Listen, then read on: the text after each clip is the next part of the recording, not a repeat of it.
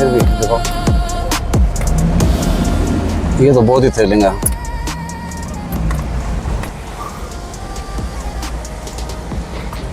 Full slope, नीचे लकड़ी की क्रॉसिंग, भाई 100/100 एडवेंचर।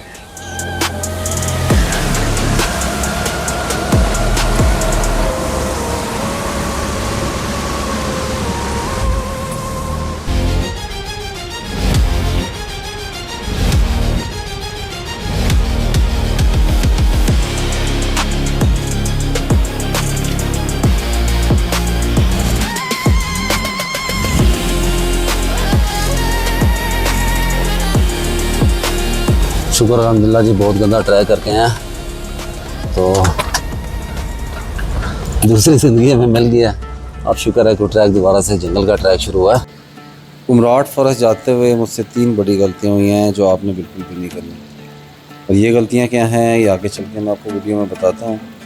बाकी कुमराट फॉरेस्ट से दोजिंगा फॉरेस्ट कितने किलोमीटर का रास्ता है, कैसा ट्रैक है, ट्रैक की कंडीशन क्या है, कितनी देर का रास्ता है, वेदर की क्या अपडेट है और कौन कौन सी गाड़ी वहाँ पे जा सकती है, जीप वाले कितना रेंट चार्ज करते हैं, अगर ये सारी चीज़ें आप जानना चाहते हैं तो ये वीडियो आपके लिए है। चैनल पर अगर आप लोग नए हैं तो सब्सक्राइब बटन को दबा दें और बेल आइकन को भी क्लिक कर दें, और वीडियो अगर आपको अच्छी लगे या ना भी अच्छी लगे तो उसको लाइक कर दिया करें, काफ़ी मेहनत होती है वीडियो बनाने में। कुमराट फॉरेस्ट से मैं निकल चुका हूँ और टाइम हो रहा है 12:30। अब बात करते हैं अपनी सबसे पहली गलती की। वो ये थी कि टायर जो थे गाड़ी के वो लगे पड़ते हाईवे टेरेन, और हालांकि मैं इस पर काफ़ी सारे ट्रैक्स कर चुका हूँ। इवन कि मैंने इस पर सैफल मुलूक का ट्रैक किया इवन इन स्नो, बट इसमें कोई इशू नहीं था। लेकिन कुमराट फॉरेस्ट के जो ट्रैक्स हैं इनका मुझे बिल्कुल भी आइडिया नहीं था कि इस पर इतने बड़े बड़े पत्थर होंगे। सबसे पहले तो अपना टायर एक पंचर हुआ, लेफ़्ट साइड का रियर वाला। सोचा कि वापस जाएंगे तो चलो कुछ सॉलिड साइड वॉल वाले और कोई ऑल टेरेन अच्छे टायर्स में डाल लेंगे जो कि पत्थरों को बेयर कर सकें। लेकिन अभी तो ये था कि किसी तरीके कुमराट पहुँचें और टायर को पंचर लगवा लें, और या फिर ना इस टायर को रिप्लेस करके कोई स्टेप टायर जो है वो लगा लें। अब जब कुमराट पहुँचे और स्टेप टायर खोला, चेंज किया, तो पता चला कि उसकी जो नोज़ल है जिसे हवा भरते हैं वो लीक हो चुकी है। हालांकि वो टायर चेक था लेकिन उसको चेक किए हुए काफ़ी 10 महीने हो चुके थे, और जो हमारी असल गलती थी वो यही थी। अब 5 में से 2 टायर जो हैं वो कम हो चुके थे, और पंचर की दुकान जो मैंने ढूंढना शुरू की तो पता लगा पूरे कुमराट में कोई टायर पंचर की दुकान ही नहीं है। उसके लिए वापस थल जाना पड़ेगा जो 1.5 घंटा पीछे था। अब बात करते हैं थोड़ी सी ट्रैक की, तो ट्रैक तो आपके सामने ही है जो कि है ही नहीं थल से आगे। तो ना मुझे लगता है कभी यहाँ पे कोई रोड बनी होगी, शायद बनी भी हो तो कोई आसार उसके नज़र नहीं आता कि यहाँ पे कोई रोड है। घंटा में हो चुका है होटल से निकले हुए और टाइम हो चुका है 1:30। ट्रैक यहाँ से काफ़ी नैरो स्टार्ट हो चुका है और क्रॉसिंग देना यहाँ पे बहुत ही मुश्किल है। तो कोशिश यही है कि यहाँ पे क्रॉसिंग ना आए, लेकिन फिर भी अगर कोई क्रॉसिंग आती है तो फिर वो देखते हैं किस तरीके से होती है।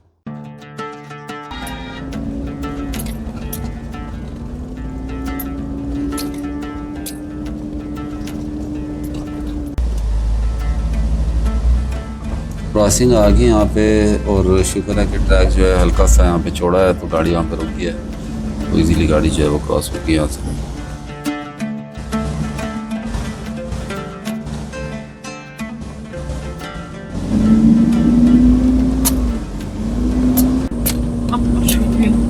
और 4x4 लो में जा रही है गाड़ी, हाई में चलाना यहाँ पे बहुत मुश्किल है। कुमराट के बाद एक और जंगल आ गया है जिसका नाम मुझे नहीं पता, अगर आप में से किसी को पता है तो कमेंट्स में ज़रूर बताएं।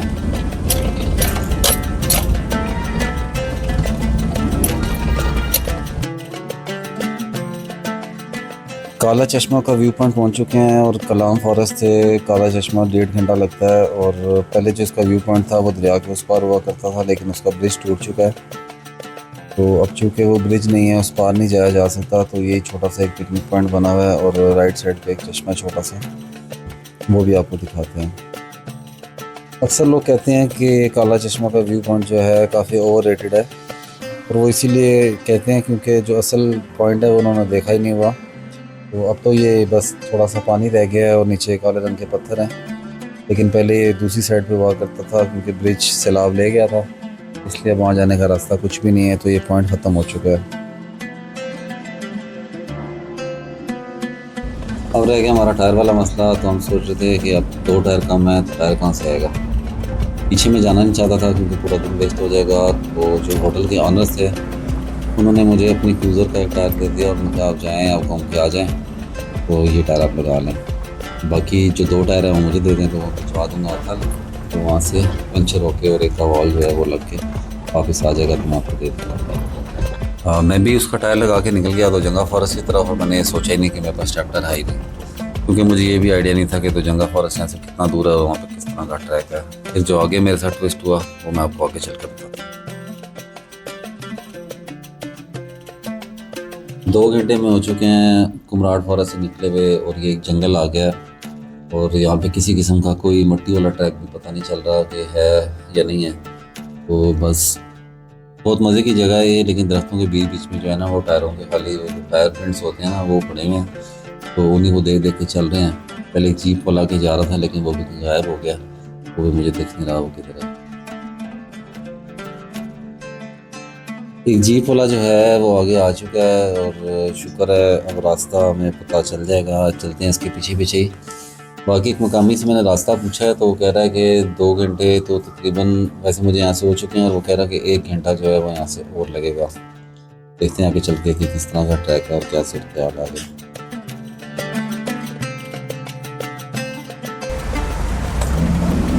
दो जंगा फॉरेस्ट का जो रास्ता है ये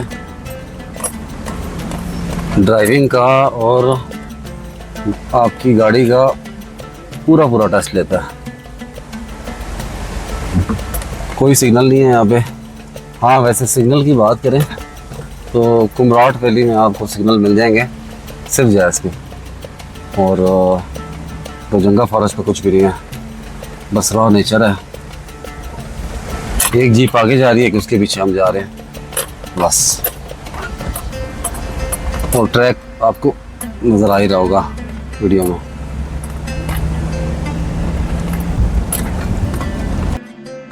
अब बात करते हैं जो दूसरी मिस्टेक हमसे हुई वो ये थी कि कुमराट जाने के लिए हम काफ़ी एक्साइटेड थे, तो हमने गाड़ी में स्नैक्स वगैरह कुछ भी लेके नहीं रखे थे। यही सोचा था कि रास्ते में रुक के ले लेंगे, अमूमन ऐसे करते नहीं होते।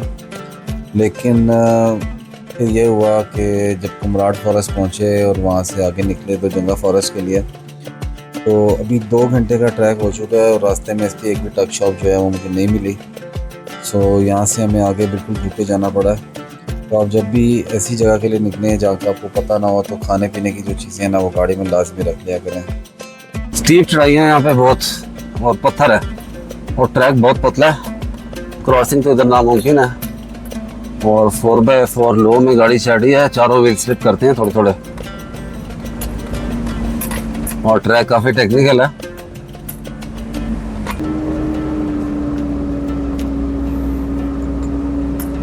$45 डिग्री की एंगल है यहाँ पे।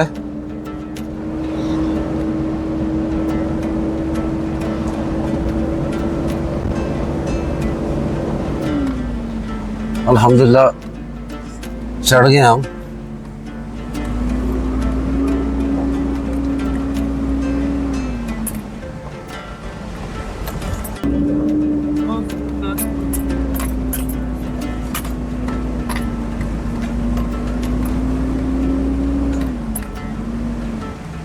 अब देखना फौरन पत्थर है ये साथ चलो अंदर नहीं निकाल के अंदर देखो पत्थर पत्थर इन सारे तो सारे फुल स्लोप, नीचे लकड़ी की क्रॉसिंग भाई 100x100 एडवेंचर।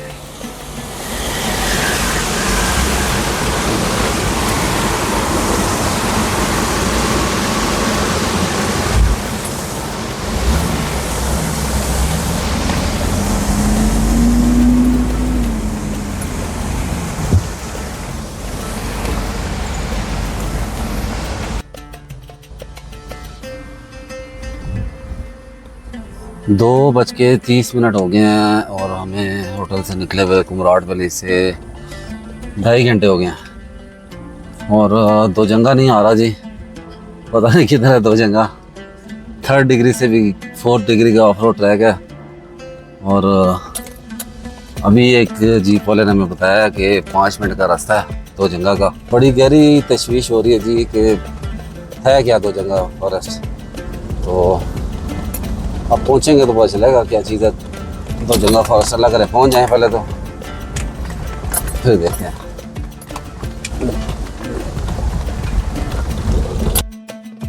अब बात करते हैं जो तीसरी गलती हमसे हुई, वो सबसे इम्पोर्टेंट थी। और वो ये थी कि जब मैं धीर पहुंचा और मैंने फ्यूल रिफिल करवाया, तो वहाँ से जो कुमराट का डिस्टेंस था वो 73 किलोमीटर था। लेकिन मुझे ये आइडिया नहीं था कि 73 किलोमीटर किस तरह के हैं। थल पहुंचा तो थल में भी मेरे पास फ्यूल था, लेकिन आगे का जो रास्ता था कुमराट वैली का वो टोटल 12-15 किलोमीटर था। और मैंने यही सोचा कि यार ये तो 12-15 किलोमीटर का रास्ता है और आगे दो जगह भी 17 किलोमीटर है, तो ये 40-50 किलोमीटर आना जाना, तो मुझे फ्यूल की ज़रूरत नहीं पड़ेगी। तकरीबन मेरे पास हाफ से ज़्यादा टाइम था और मुझे थल के फ्यूल स्टेशन अच्छे भी नहीं लग रहे थे, तो मैंने फिर वहाँ से फ्यूल नहीं डलवाया। लेकिन हुआ ये कि जब मैं दो जंगा पहुँचा तो बिल्कुल मेरा जो फ्यूल था वो रिज़र्व के करीब रह गया था, क्योंकि गाड़ी यहाँ पे चलती है फर्स्ट गियर में और गाड़ी जो एवरेज देती है वो ज़्यादा से ज़्यादा 4 किलोमीटर पर लीटर की होती है। तो यहाँ पहुँच के मुझे टेंशन बढ़ गई कि यार अभी गाड़ी वापस कुमराट और कुमराट से थल जा भी पाएगी कि नहीं। पहला व्यू आ गया जी दो जंगा फॉरेस्ट का, शुक्र अल्हम्दुलिल्लाह। 2:33 हो रहे हैं और पूरे 2.5 घंटे में हमें पहुँचे हैं। 5-7 मिनट के लिए 10 मिनट के लिए रुके भी थे रास्ते में। और वो सामने कैंप्स लगे हैं दो जंगा फॉरेस्ट के। और यहाँ पे कोई 2 किस्म का दरिया है, एक थोड़ा गदला गदला पानी है और दूसरा जो दो जंगा फॉरेस्ट से आ रहा है बिल्कुल ब्लू वाटर है एक्वा कलर का। अभी पहुँचते हैं दो जंगा फॉरेस्ट को, आपको उतर के दिखाते हैं कैसी जगह।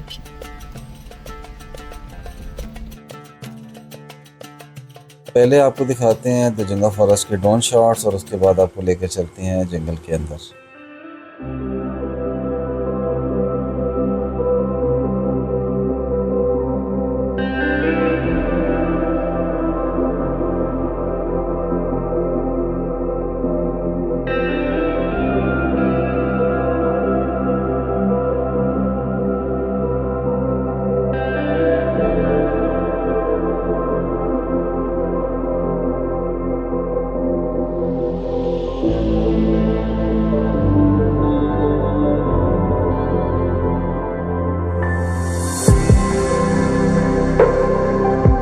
ये गाड़ी है दो जंगा फॉरेस्ट में फंस चुकी है।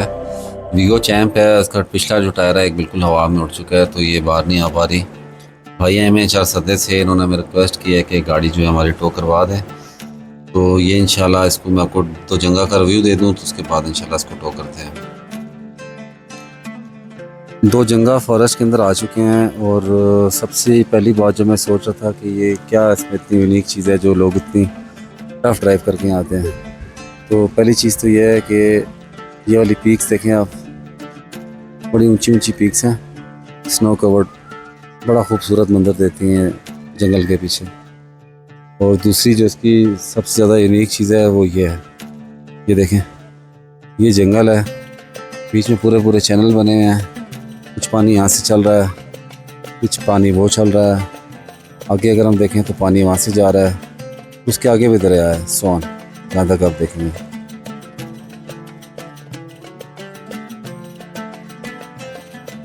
और दो जंगा इसको इसलिए कहते हैं क्योंकि आगे जाके ये 2 दरिया हैं, एक ब्लू कलर का है और एक गदले कलर का है, वो मिल जाते हैं आपस में, इसलिए इस स्पॉट को जो है ना वो दो जंगा कहा जाता है। शायद ये जंगा या जंग जो है ना ये हो किसी इनकी लैंग्वेज में दरिया को या नहर वगैरह को कहते हो।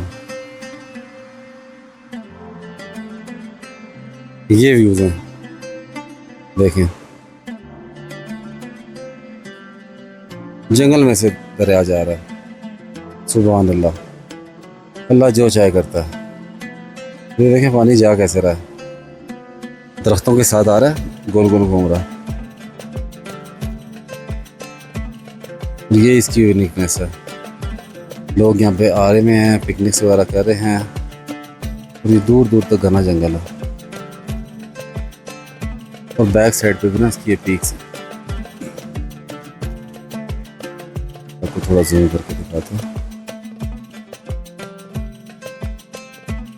बात करें अगर यहाँ पे कैंपिंग वगैरह की, तो कैंपिंग स्पॉट्स यहाँ पे मौजूद हैं। ऑलरेडी उन्होंने कैंप्स लगाए हुए हैं, अच्छे कैंप्स हैं और वो आपको मुनासिब पैसों में मिल जाते हैं। और एक छोटा सा रेस्टोरेंट है, खाने पीने की चीज़ें जो हैं आपको जो बेसिक चीज़ें हैं वहाँ से मिल जाएंगी।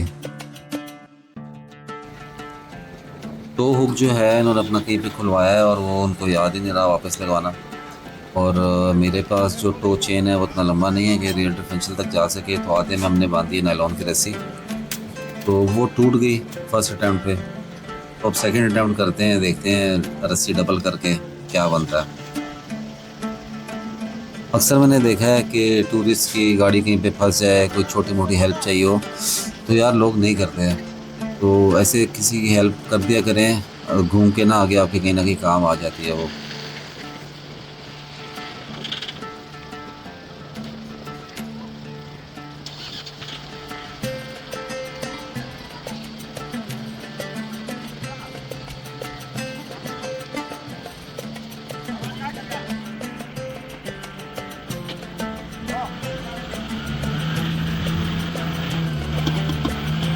अल्हम्दुलिल्लाह गाड़ी जो है इनकी बाहर आ चुकी है और अब हम चलते हैं वापसी की तरफ। टाइम हो रहा है 5:30 और हम निकल रहे हैं वापसी की तरफ। और जो तीसरा हमारा आखिरी ट्विस्ट था वो ये था कि राइट टायर जो था रियर वाला वो भी पंचर हो गया। ये अल्लाह का करम है कि इलेक्ट्रिक जो एयर पंप होता है वो मेरे पास पड़ा हुआ था, तो उससे हवा भर ली है, तो गुजारा चल रहा है। स्टेप टायर मेरे पास कोई नहीं है और थोड़ी सी टेंशन भी है कि खुदा ना खास्ता कोई टायर डैमेज हो जाए तो फिर क्या करेंगे।